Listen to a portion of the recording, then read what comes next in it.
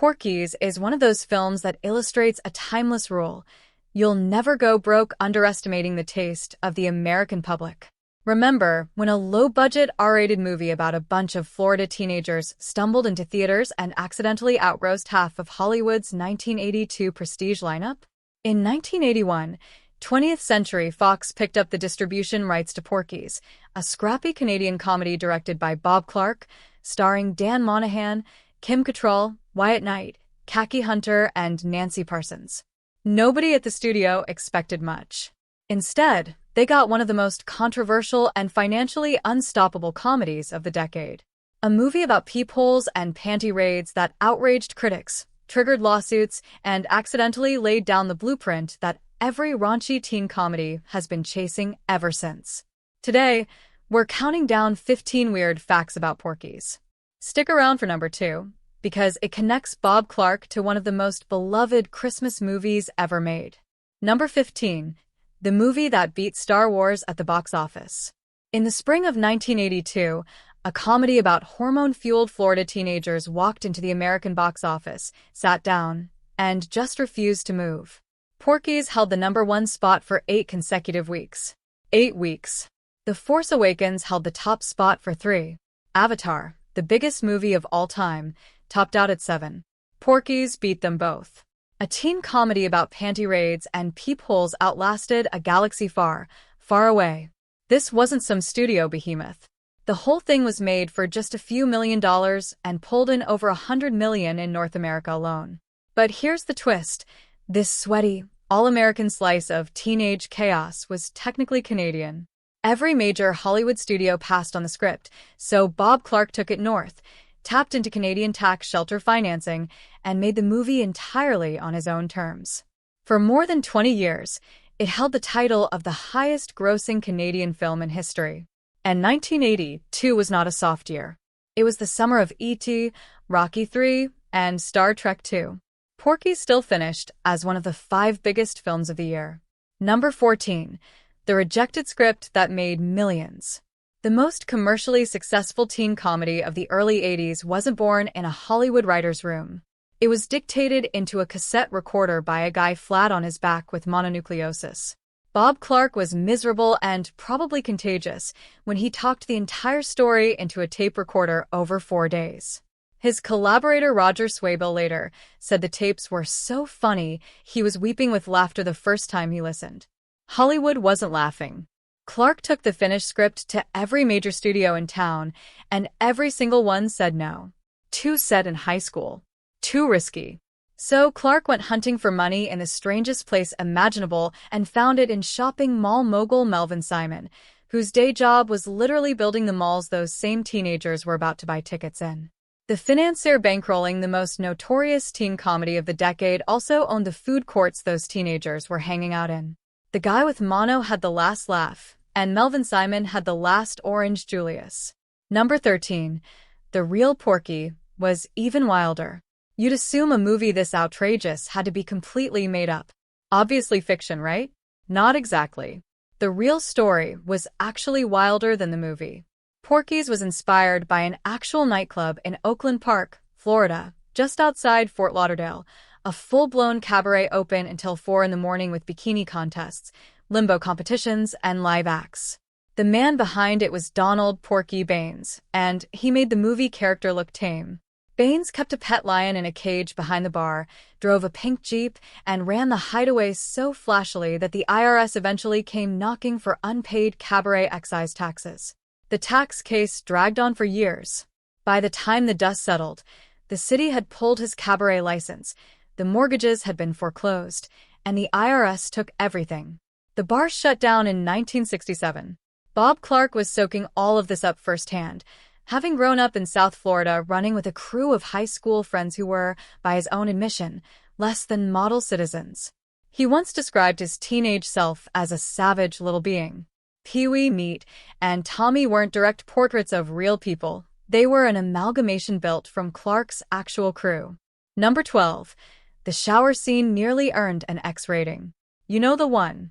The shower scene that every guy in America claims he first saw at a friend's house when someone's older brother rented the VHS, without asking. What you saw in theaters was the cleaned-up version.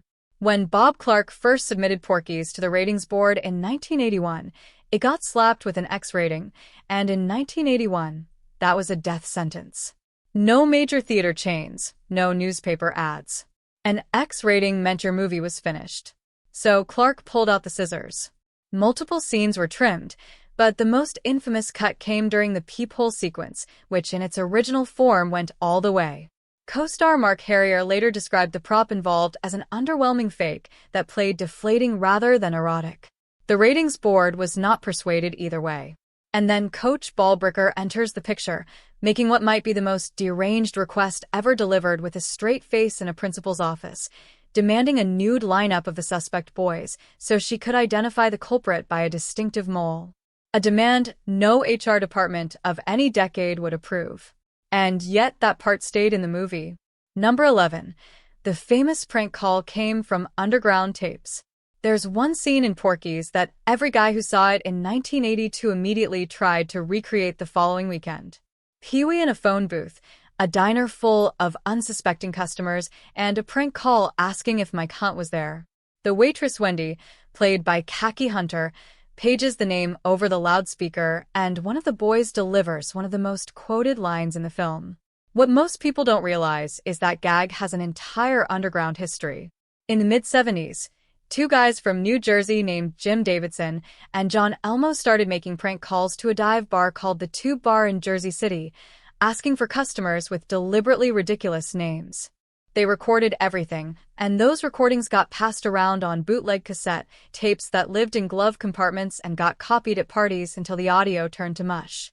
Porky's took that same tradition and dropped it in front of tens of millions of moviegoers. A few years later, Sam Simon openly credited those exact Tube Bar tapes as the inspiration behind Bart's prank calls to Moe's Tavern in The Simpsons. One gag, 3 cultural landmarks. Number 10. Bad reviews became free advertising. In 1982, Gene Siskel and Roger Ebert were the final word on American movies. And they gave Porky's a funeral. Both critics panned it on release, then piled on again at year-end when they named it to their Stinkers of 1982 list. Their issue wasn't the raunch, it was what they saw as a cruel streak. Female characters written as punchlines instead of actual people.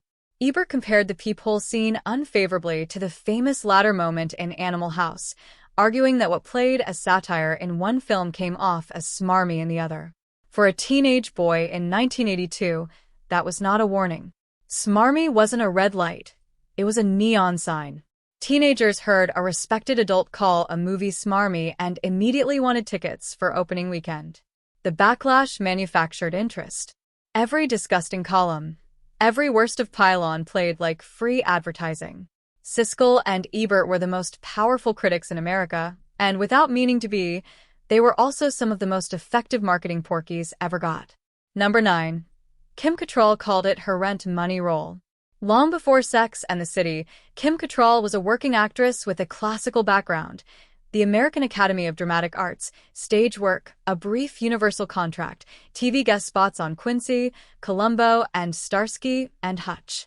None of it paid like she needed. Then Bob Clark came calling. Cattrall had already worked with him on Tribute in 1980, so when he pitched her a small role in a raunchy Florida comedy, she took the meeting. Her agents begged her not to do it. But her reasoning was simple. Rent was due. She later called Porky's her rent money role, a job that kept her off the waitressing circuit and covered her bills for 6 months. Then Porky's exploded, and Cattrall has described being genuinely horrified watching how big it became. She said openly that the typecasting cost her serious dramatic roles, parts that suddenly Michelle Pfeiffer was getting instead. The real breakthrough she wanted didn't arrive until 15 years later. Sometimes the rent money role isn't the immediate launch pad. Number 8.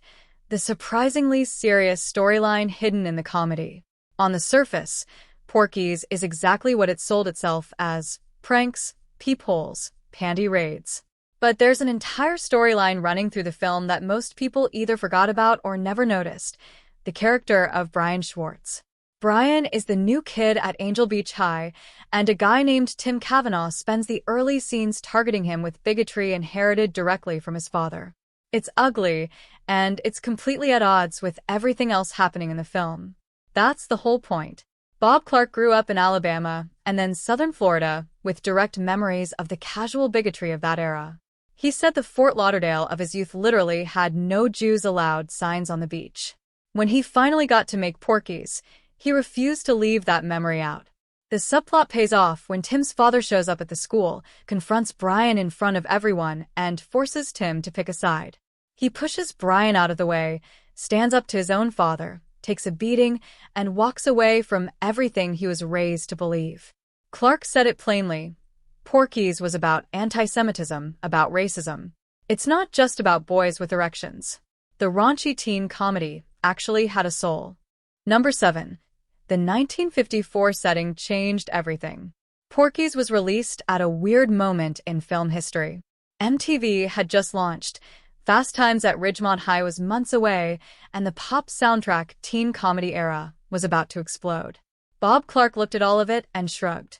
Porky's wasn't supposed to feel like 1982, it was supposed to feel like 1954. Clark teamed up with composers Paul Zaza and Carl Zeitrer and made a choice most directors wouldn't have dared. Zero contemporary music.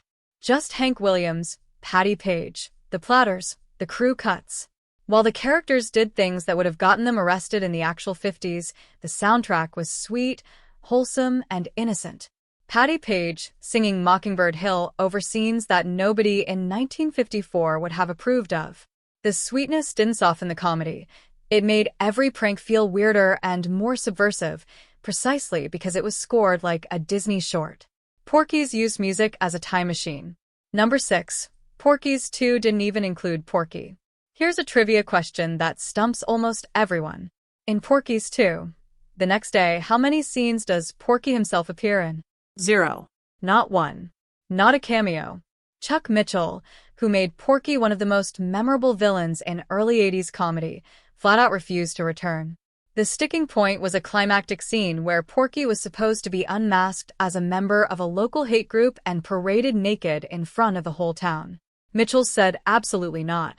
So the sequel moved forward without its title character, pivoting instead to the Angel Beach kids staging Romeo and Juliet while battling a sketchy local preacher and town officials who want the play shut down. Shakespeare in a Porky's sequel. When Porky's Revenge came around 2 years later without that requirement, Mitchell showed up like nothing had ever happened. Number 5. Porky's became an Atari video game. In 1983, the video game industry's strategy was simple. If a movie was big, put it on a cartridge and ship it to Kmart. Which is how the world ended up with a Porky's game for the Atari 2600. Released by 20th Century Fox Video Games, it compressed an R-rated teen comedy into a single 8-bit cartridge. You played as Pee Wee Morris with the goal of infiltrating and destroying Porky's bar. Level 1 was essentially Frogger, dodging cars, police, bouncers, and attack pigs. Then came the shower level, where Pee Wee sneaks around a showering woman while avoiding Miss Ballbricker, rendered in blocky pixels, yet somehow still recognizable as the terror of Angel Beach High. Running from an 8-bit Ballbricker in 1983 had to feel spiritually accurate to anyone who grew up terrified of their gym teacher. Number 4. Howard Stern's remake that never happened. In 2002, Howard Stern announced he'd locked down the remake rights to Porky's. There was one problem. He wasn't the only one who thought he owned it. By the time Stern arrived, 3 different companies all believed they controlled the franchise. One of them, facing a deadline to prove they held their rights, rushed a barely budgeted sequel into production purely to check a legal box. It surfaced in 2009 as Porky's Pimpin' Pee-wee, a movie almost nobody saw, existing almost entirely to protect a legal claim. The mess landed in court and settled quietly in 2013. Stern's path to the remake was finally clear, and then the remake just never happened. Number 3. The cast was shockingly well-trained. The Angel Beach High Ensemble was quietly one of the most formally trained casts ever assembled for a movie about teenagers sneaking into strip clubs. Dan Monahan, who played Pee-wee, had trained at Ohio University and performed in a Broadway production of Richard III starring Al Pacino. Boyd Gaines, who played Coach Brackett, is a Juilliard graduate and 4-time Tony Award winner, one of only 5 performers ever nominated in all 4 Broadway acting categories.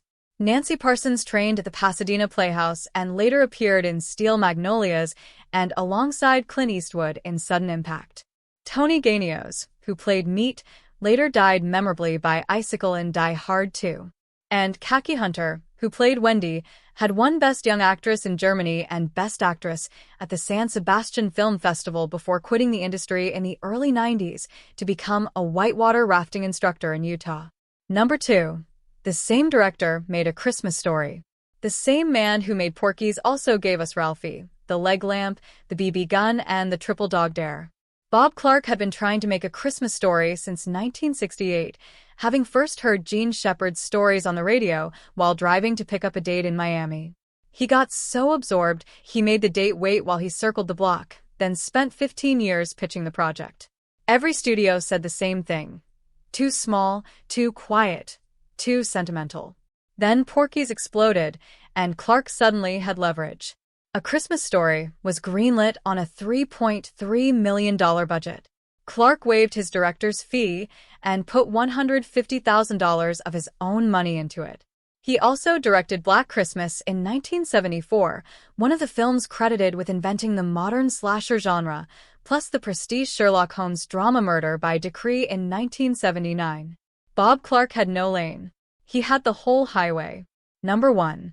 Bob Clark never got to finish his return.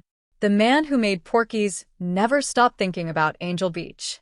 He directed the sequel himself, then walked away and refused to touch Porky's Revenge, reportedly hating the script. For 20 years the franchise moved on without him. Then in the early 2000s something shifted. Clark began giving interviews, revisiting the film with a warmth he hadn't shown in years, and was working his way back toward a proper return. Then on April 4, 2007, Bob Clark was driving on the Pacific Coast Highway in Los Angeles when a drunk driver hit him head-on. Clark was killed. His 22-year-old son Ariel was killed with him. Clark was 67. Everything he was building, the remake, the renewed interest, the chance to return to Angel Beach one final time, ended that morning. Hollywood didn't stop him this time. A drunk driver did. And somehow that might be the saddest thing about the entire Porky saga.